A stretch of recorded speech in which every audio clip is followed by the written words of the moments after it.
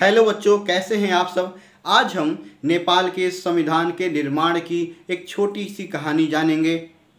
जैसा कि हम सभी को पता है कि संविधान का निर्माण करना कोई आसान और सरल कार्य नहीं होता, खासकर तब जब कोई देश राजनीतिक उथल पुथल के दौर से गुजर रहा हो, और नेपाल भी कभी इससे अछूता नहीं रहा।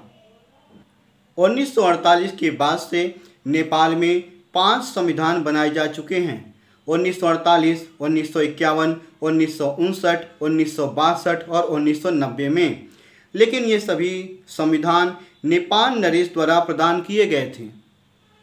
1990 में संविधान द्वारा बहुदलीय लोकतंत्र की शुरुआत की गई, पर अनेक क्षेत्रों में नरेश के पास अंतिम शक्तियां बनी रहीं।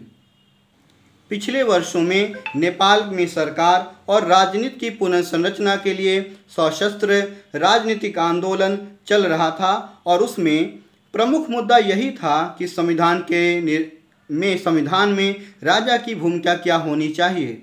नेपाल के कुछ समूह राजतंत्र नामक संस्था को ही खत्म करने और गणतांत्रिक सरकार की स्थापना के पक्ष में थे।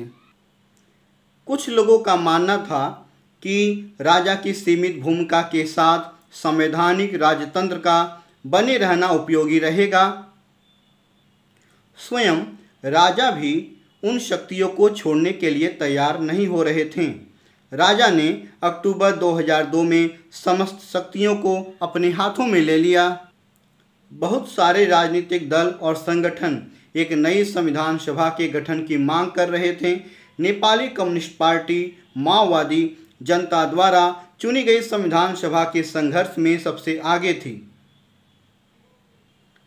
अंततः जन प्रदर्शन के दबाव के सामने झुकते हुए राजा को एक ऐसी सरकार बनवानी पड़ी जो आंदोलनकारी दलों को स्वीकार थी, और इस सरकार ने राजा की लगभग सभी शक्तियों को छीन लिया।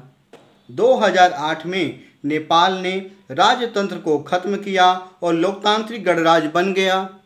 अंततः नेपाल ने 2015 में नए संविधान को अपनाया। तो ये थी नेपाल के संविधान के निर्माण के सफ़र की एक छोटी सी कहानी।